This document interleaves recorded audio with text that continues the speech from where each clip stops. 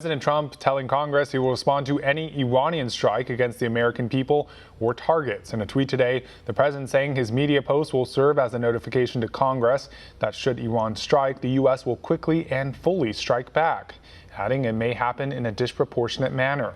Under the War Powers Act, the president must notify Congress of any military action abroad within 48 hours.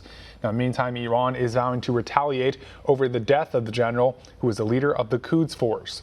One America's Rion has more from the White House. While Iran holds a three-day funeral for their fallen commander Qasem Soleimani, the Iranian government has committed to a good deal of saber-rattling. Retaliatory threats ranging from cyber attacks to shutting down the Strait of Hormuz to carrying out attacks here in the White House. In their flurry of bark and bluster, the Iranian government is demonstrating how the killing of Soleimani has had a traumatizing effect. Iran had been escalating attacks in the region for the past 12 months, culminating in the storming of our U.S. embassy in Baghdad going into 2020. But the killing of Soleimani has brought Iran to a temporary halt. Soleimani was the top leader of Iran's Revolutionary Guard Corps, Iran's military wing, responsible for decades of proxy wars, domestic oppression, and terrorist attacks throughout the Middle East. In response to the loss of Iran's right-hand man, the Iranian government has vowed to punish Americans wherever they may be. Late Saturday, a minor cyber attack was carried out by a self-identified Iranian hacking group. They hacked into the Federal Depository Library Program website, promising to avenge the death of Soleimani. This incident has been the only tangible threat carried out since the death of Soleimani at this time.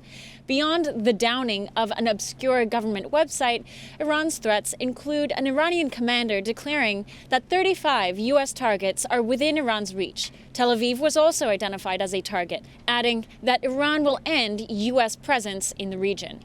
Sunday, in an open session of Iranian Parliament member Abu Dhabi called for attacking the White House itself, arguing that Iran must take its fight beyond the Middle East and onto American soil, and Iran must not hesitate or it will lose.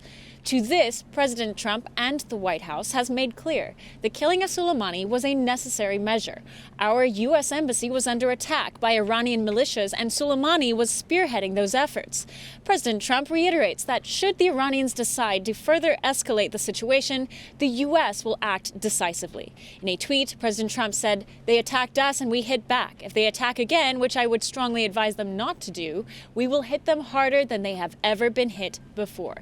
By this, President Trump means the instant elimination of 52 pre-targeted locations throughout Iran. In a tweet, "Let this serve as a warning that if Iran strikes any Americans or American assets, we have targeted 52 Iranian sites representing the 52 American hostages taken by Iran many years ago. Some at a very high level and important to Iran and the Iranian culture, and those targets in Iran itself will be hit very fast and very hard."